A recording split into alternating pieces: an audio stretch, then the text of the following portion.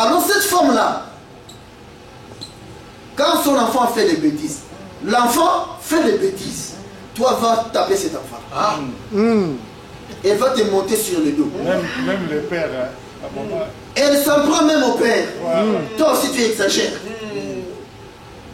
Pourquoi elle fait ça? C'est les douleurs qu'elle a eues pour ça. Elle va même rappeler au père. Toi tu n'as pas souffert pour cet enfant-là. Quand je l'ai accouché, toi tu étais là. Vous comprenez ça? C'est normal, ça c'est la loi de la nature. Les souffrances de la femme, c'est ça les souffrances que Jésus a subies pour toi. Voilà pourquoi tu es son fils et sa fille. Il ne peut pas laisser la souffrance venir te mater. De la même manière, la femme veille sur son enfant. Au souvenir des souffrances. C'est pourquoi nous déclarons que Jésus, quand il mourait à la croix, c'était une femme. Amen. C'est ça notre évangile. Donc tout ce qu'il a mis dans la nature, lui-même il joue ces rôles-là. Il peut être un homme, il peut être une femme, il peut être un animal, il peut être l'eau, il peut être la lumière.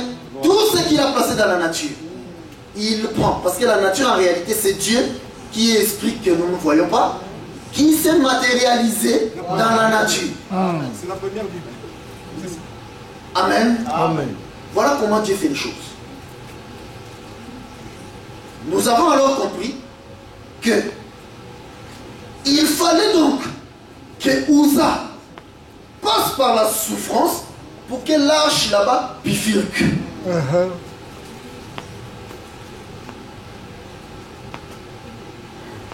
Quand nous commençons à parler de leur fille, c'est incroyable. Alors Dieu nous amène dans cette histoire de Ruth et de Naomi.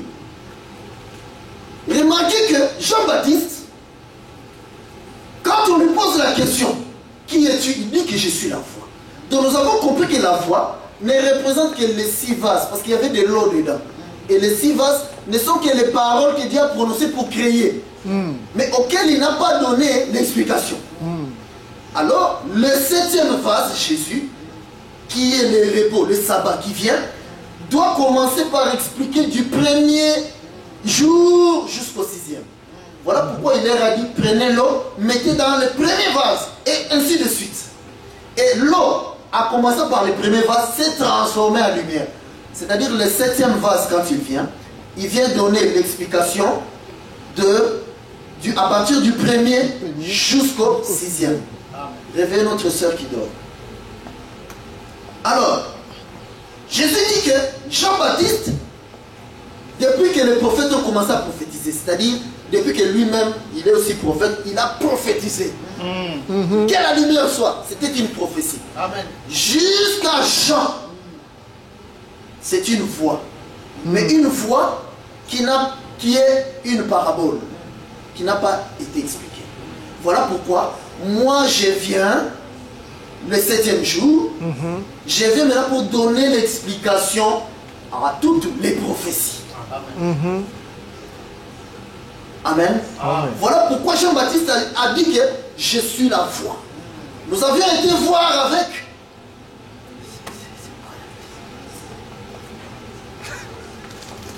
nous devons passer. Nous devons passer. Alors, nous voyons que chez Jean-Baptiste, quand il vient devant Jésus, quand Jésus l'avait rencontré, ils ont formé le 6e jour. Donc le 6e jour a un socle. C'est le socle du 7e jour. C'est le 6e jour qui porte le 7e. Le 7e jour, c'est un oiseau. Voilà pourquoi il descend toujours. Dans Exode 19, Dieu dit que j'avais pris Israël là-bas, en Égypte. Je les avais portés sous les ailes de l'aigle. Donc Dieu est en train de dire que lui, il est un aigle. Un oiseau. Amen. Un aigle doit avoir ses ailes. Voilà pourquoi quand nous voyons l'oiseau descendre, nous changeons maintenant de langage. Donc le 7e jour, qui est le sabbat, qui est la Pâque, c'est un oiseau. Amen. Alors, quand le 7e jour doit descendre, nous devons voir ses deux pieds. Ou ses deux ailes. Quand nous disons les deux pieds, parce que c'est aussi un homme, nous devons voir ces deux pieds qui le servent de marcher. Mais là, nous touchons l'oiseau. Quand il doit descendre, obligé, il faut qu'il y ait ces deux-là. Voilà pourquoi quand la Pâque doit venir, Jésus ne doit pas choisir 5 apôtres par terre. Bon, accompagner aussi les autres pour nous préparer la place. Non, il doit envoyer des. Voilà. Parce que ces deux-là, c'est Moïse et Élie. Amen. Amen. Nous donnons une autre fenêtre pour ceux qui courent. C'est Moïse et Élie. Voilà pourquoi. Quand Jésus doit naître, parce que c'est lui le 7e jour, c'est pourquoi nous avons dit qu'il faut qu'il y ait ces deux pieds-là. Et là, c'était Marie et Joseph qui doivent l'accueillir. Dieu aurait pu aller prendre une femme vierge qui n'est pas fiancée.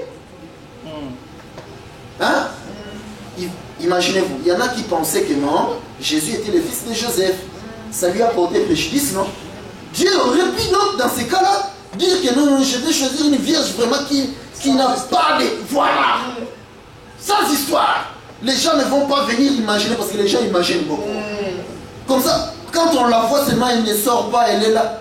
Ils vont se dire, mais comment... non, ça c'est un miracle. Parce qu'on ne la voit jamais avec un homme. Mais non. Dieu doit aller chercher un homme. Parce qu'il doit avoir les deux pieds ou les désirs. Voilà. Voilà pourquoi nous avons marché depuis. Nous sommes en train toujours de montrer ces désirs. Nous avons montré Jacob et Esaü qui doivent être ensemble pour que la bénédiction soit lâchée par Isaac. Amen. Obligé.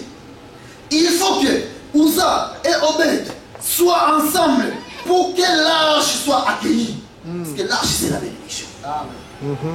C'est pourquoi, lui maintenant, Jean-Baptiste, il vient dire aux gens que moi qui suis la voie, je vous apporte l'eau des 6 vases. Mais il y a un homme qui est au milieu de vous. Lui, c'est le 7e jour, le sabbat. Lui, il va apporter le vin. Voilà. Amen. Amen. Le vin, c'est... Il avait pris son sang. Il avait pris le vin, il a mis dans la coupe. Prenez et buvez. C'est mon sang. Il a donné l'explication du vin.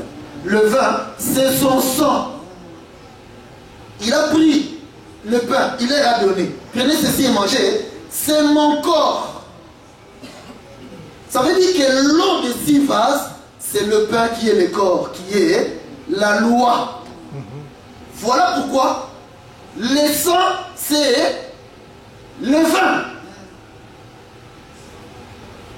Maintenant, donc nous avons le corps, nous avons le sang, voilà pourquoi les deux là constituent les deux pieds ou les deux ailes. Quand les deux ailes sont là, tu as la lumière. Amen. C'est ça. Les deux ailes nous amènent, nous fait descendre la lumière. Amen. Voilà pourquoi Jésus, le pourquoi de cette écriture. Je suis la résurrection et la vie. Il ne pouvait pas dire je suis la mort parce que ça commence là-bas. En réalité, il dit je pars de la mort parce que pour ressusciter, il faut partir de la mort. Il y a la mort, il y a la résurrection et il y a la vie. Nous sommes en train de parler de la croix. Voilà pourquoi ce jour-là, quand il s'est matérialisé, la Bible dit que c'était le 7e jour. Il a amené les apôtres, les trois là. Quand il s'est transfiguré, et ils ont vu Moïse, ils ont vu Élie, et lui au milieu. Ils se sont dit, bon, c'est très bien. Comme ça, nous allons faire des 3 tentes ici, et nous allons stationner ici. Comme certains se sont stationnés. Lui, il dit, non, ça ce ne sont que mes ailes. Une nuée est venue le couvrir. Ils n'ont vu que lui tout seul. Les ailes étaient rentrées. Amen. C'est-à-dire, la Bible nous dit, parce que l'air est affilé, nous allons revenir sur ça. La Bible nous dit que Moïse avait apporté l'évangile de la mort. Amen. Amen. L'évangile que, donc la loi, c'est le ministère de la mort, comme c'est écrit. Donc Moïse qui est l'eau, c'est la mort.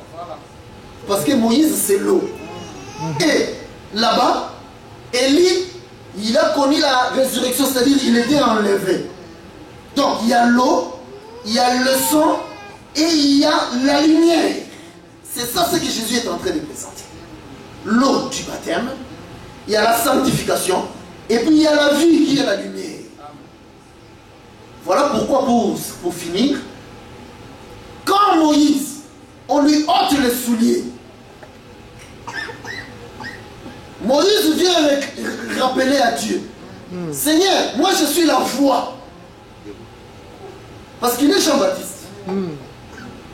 Je ne sais pas parler, je suis la voix. Alors, ça veut dire que tu ne peux pas descendre et délivrer ton peuple. C'est ça ce qu'il est en train de dire à Dieu. C'est impossible, tu ne peux pas aller descendre parce que moi la voix, je suis tout seul. Dieu lui dit, ah oui, oui, oui, je sais, j'ai tout prévu à l'avance. Pour aller atterrir en Égypte, il faut que ton frère soit là. Amen. Amen. Vous voyez ça? Amen. Voilà pourquoi, le pourquoi d'Aaron, de l'apparition d'Aaron. Aaron vivait tranquillement en Égypte. Des années, des années. Il n'avait même plus de nouvelles de son frère. Mais c'est seulement à ce moment-là qu'il vient, parce qu'il lui dit, mais il est là, il vient. Vraiment. C'est-à-dire que Dieu avait déjà prévu que ce sera le soir. Et qu'il faudra lâcher la bénédiction. Il fallait qu'il aille libérer le peuple. Oh, pour descendre, il faut qu'il ait le désir. Alors il a pris l'autre et elle est venue. Quand il dit à Moïse, ôte tes souliers, Dieu a pris le soulier de Moïse. Il a donné à Aaron. C'est ça. C'est ça que nous déclarons ici à Paris-Montré. Aaron a porté le soulier de Moïse. Amen. Amen. Paul vient nous dire qu'est-ce que les chaussures. Les chaussures, c'est les ailes de parler. Celui qui porte les chaussures, il parle. Vous comprenez ça? Voilà pourquoi c'est Aaron qui doit parler, pas Moïse. C'est ça. Aaron, lui, toi tu vas parler, mais tu parles, tu as l'eau. Mais lui, il va interpréter, il a les vins. Voilà pourquoi Aaron interprétait Moïse. Alors Dieu vient dire, lui Moïse, il est bien pour toi. Que Dieu vous bénisse. Amen.